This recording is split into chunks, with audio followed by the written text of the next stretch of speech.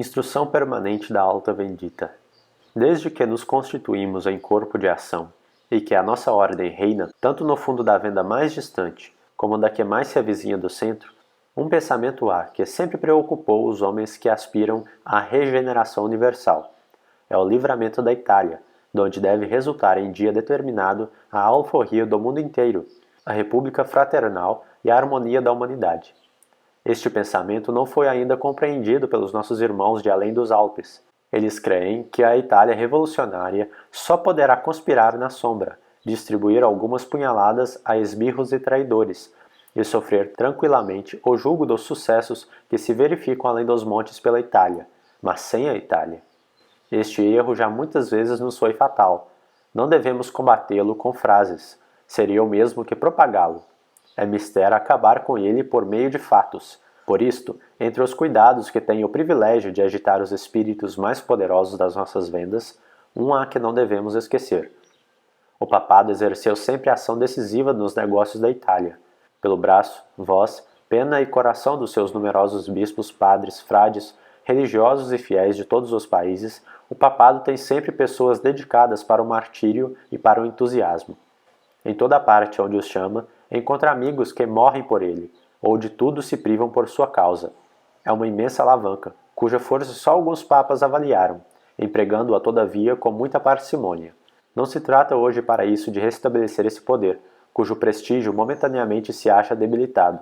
O nosso fim principal é o de Voltaire e da Revolução Francesa, o aniquilamento perpétuo do catolicismo e até a ideia cristã, que no caso de permanecer de pé sobre as ruínas de Roma, viria a perpetuar-se mais adiante. Para atingir, porém, com mais certeza este fim, e não prepararmos com satisfação reveses que adiam indefinidamente e comprometem no futuro o êxito de uma boa causa, não devemos escutar esses franceses vaidosos, nem os nebulosos alemães, nem os melancólicos ingleses, que julgam uns e outros matar o catolicismo, ora com uma canção obscena, ora com uma dedução ilógica, ora com sarcasmo insolente, que passa como contrabando, como os algodões da Inglaterra. O catolicismo tem vida mais tenaz do que isto. Viu inimigos mais implacáveis e terríveis, e divertiu-se em lançar água benta no túmulo dos mais furiosos. Deixemos, pois, nossos irmãos daqueles países entregar-se às intemperanças estéreis de seu zelo anticatólico. Concitamo-lhes até que zombem das nossas imagens de Nossa Senhora e da nossa aparente devoção. Com este passaporte, podemos conspirar à vontade e, pouco a pouco, chegar ao termo proposto. O papado há 16 anos que é inerente à história da Itália. Não pode ela respirar, nem mover-se sem licença do pastor supremo. Com ele, tem os 100 braços de Briareus. Sem ele, está condenada à lamentável impotência. Só tem divisões para fomentar, ódios para patentear, hostilidades para levantar desde a primeira cordilheira dos Alpes até ao último monte dos Apeninos. Nós não podemos querer semelhante estado de coisas. Importa, pois, procurar remédio a esta situação. Achado está o remédio. O Papa, seja ele quem for, não virá para as sociedades secretas. A estas é que cumpre dar os primeiros passos para a Igreja, a fim de vencê-los a ambos, o Papa e a Igreja. O trabalho que vamos empreender não é obra nem de um dia, nem de um mês ou ano. Pode durar muitos anos, um século talvez, mas em nossas fileiras morre o soldado e o combate continua. Não está em nossa mente angariar os papas para a nossa causa, fazer deles neófitos para os nossos princípios, propagadores de nossas ideias. Seria sonho ridículo, e por qualquer modo que os sucessores volteiem, que os cardeais ou prelados, por exemplo, hajam entrado por vontade, ou surpresa em uma parte dos nossos segredos. Não é isto uma razão para desejarmos a sua elevação à cadeira de Pedro. Esta elevação perder-nos-ia.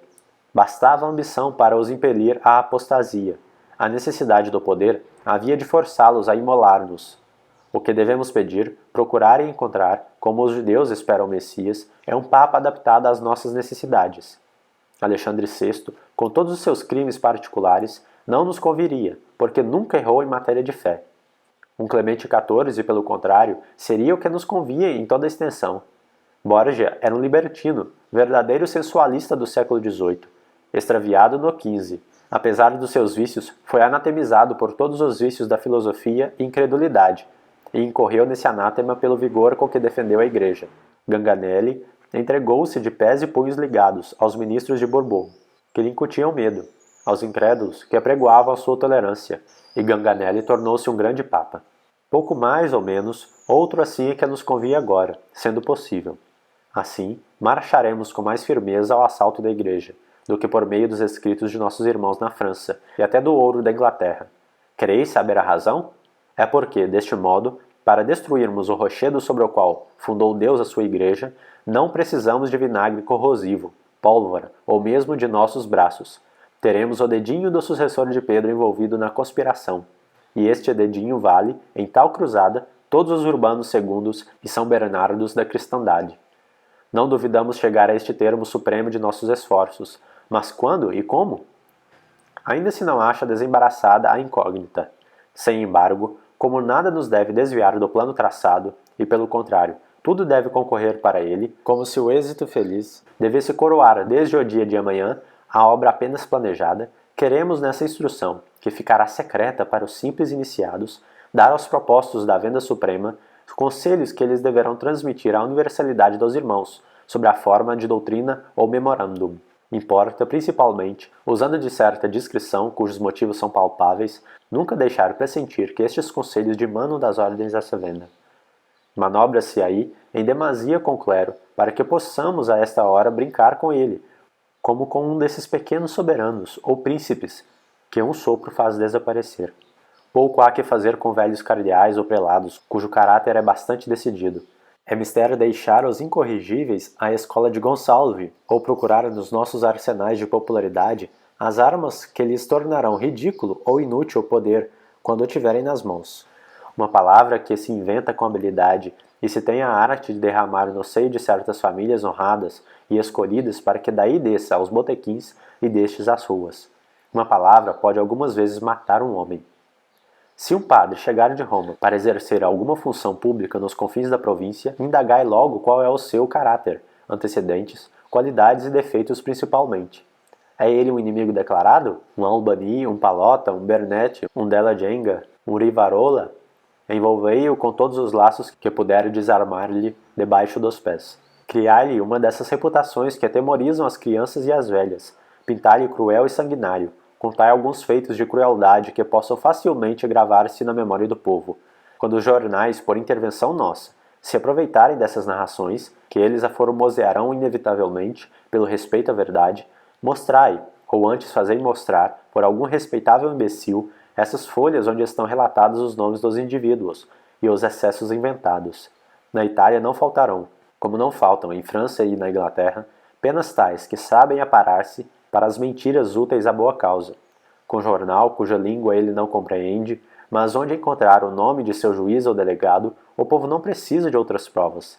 Ele está na infância do liberalismo, crê nos liberais como depois crerá em nós. Não sabemos muito em quê.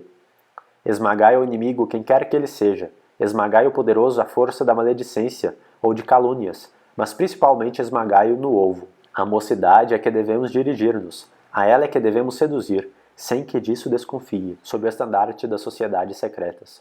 Para caminhar com passos contados, mas seguros, nesta via perigosa, duas coisas são indispensáveis. Deveis simular a simplicidade das pombas e a prudência das serpentes.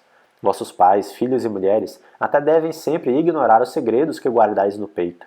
E se vos aprovesse, para melhor iludir as vistas inquisitoriais, ir muitas vezes à confissão.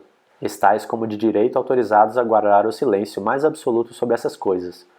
Vós sabeis que a mínima revelação, o mais leve indício que escape no tribunal da penitência ou em outra qualquer parte, pode acarretar grandes calamidades, e que o revelador voluntário ou involuntário assigna a sua sentença de morte. Ora, pois, para assegurar um papa como nós o queremos, deve-se-lhe adaptar uma geração digna do reinado que imaginamos. Deixar de lado a velhice e a idade madura, e ide a mocidade, e se possível for, até a infância. Nunca tenhais para ela uma palavra de impiedade ou impureza. Maxima debetur puero reverencia. Nunca esqueçais essas palavras do poeta, porque elas vos servirão de salvaguarda contra as licenças de quem importa essencialmente abster-se no interesse da causa. Para fazê-la frutificar no seio de cada família, para terdes direito de asilo no lar doméstico, deveis apresentar-vos com todas as aparências de homem grave e moral. Estabelecida a vossa reputação nos colégios, liceus, universidades e seminários, tendo captado a confiança dos professores e estudantes, esforçai-vos principalmente para conseguir que os que se alistam na milícia clerical procurem a nossa convivência. Nutri-lhes o espírito com o antigo esplendor de Roma papal. Existe sempre no fundo do coração do italiano um pesar pela Roma republicana. Confundi essas duas recordações com habilidade. Excitai, eletrizai essas naturezas tão suscetíveis de inflamar-se, tão cheias de patriótico orgulho. Oferecei-lhes primeiramente, mas sempre em segredo, livros inofensivos, poesias fulgentes com ênfase nacional, e pouco a pouco trareis os vossos babosos ao grão requerido. Quando em todos os pontos do estado eclesiástico este trabalho cotidiano tiver derramado nossas ideias como a luz, então podereis apreciar a prudência do conselho de que tomamos a iniciativa. Os acontecimentos que, como pensamos, se precipitam com grande velocidade, vão chamar necessariamente daqui a alguns meses uma intervenção armada da Áustria. Há loucos que, com alegria, se comprazem em arremessar os outros nos perigos, e sem embargo, são eles que, em hora certa, arrastam até os prudentes. A revolução que se faz meditar a Itália só terminará em desgraças e proscrições. Nada está maduro ainda, nem os homens, nem as coisas, e nada sê-lo-á ainda por muito tempo. Mas essas desgraças poderão facilmente servir-nos para fazer vibrar a nova corda no coração do clero novo, e será o ódio ao estrangeiro. Fazei com que o alemão se torne ridículo e odioso antes mesmo de sua entrada prevista. A ideia de supremacia pontifícia ajuntai sempre a lembrança das guerras do sacerdócio com o império. Ressuscitai as paixões mal apagadas dos guelfos e gibelinos, e assim com pouco trabalho alcançareis uma reputação de bom católico e patriota puro. Esta reputação dará entrada às nossas doutrinas no seio do clero novo, assim como no fundo dos conventos. Dentro de alguns anos este clero terá, pela força das coisas, invadido todas as funções. Governará, administrará, formará o conselho do soberano. Será chamado para a escolha do futuro pontífice. E este pontífice, como a maioria de seus contemporâneos, estará mais ou menos imbuído nos princípios italianos e humanitários que vamos principiar a pôr em giro. É um grãozinho de mostarda que confiamos à terra. Mas o sol das justiças falo-á germinar até a sua mais elevada potência, e vereis um dia que rica seara há de produzir este pequeno grão. No caminho que abrirmos aos nossos irmãos, há grandes obstáculos que vencer, dificuldades de mais de uma espécie que superar. Pela experiência e pela perspicácia é que se há de triunfar, mas o fim é tão justo que para atingi-lo importa soltar todas as velas. Quereis revolucionar a Itália? Procurai o Papa, cujo retrato acabamos de esboçar. Quereis estabelecer o reinado dos eleitos no trono da prostituta de Babilônia? Ande o clero debaixo das nossas bandeiras, pensando que marcha sempre sob o estandarte apostólico. Quereis fazer desaparecer o último vestígio dos tiranos e opressores? Lançar as vossas redes como Simão, filho de Jonas? Lançai-os no fundo das sacristias, dos seminários e conventos, antes do que no fundo dos mares. E se nada precipitardes, nós vos prometemos pesca mais miraculosa do que a dele. O pescador de peixes torna-se pescador de homens. Chamareis amigos em torno da cadeira apostólica. Tereis pescado uma revolução com tiara e capa de asperges, marchando com a cruz e com a bandeira. Revolução que só precisará de ser um pouco aguilhoada para incendiar os quatro cantos do mundo. Deve cada um dos atos da nossa vida tender à descoberta dessa pedra filosofal. Os alquimistas da Idade Média perderam seu tempo e ouro em procura deste sonho. O das sociedades secretas realizar-se-á por uma razão muito simples, porque funda-se nas paixões humanas. Não desanimeis, pois, como a derrota, revés ou contratempo. Preparemos as nossas armas no silêncio das vendas.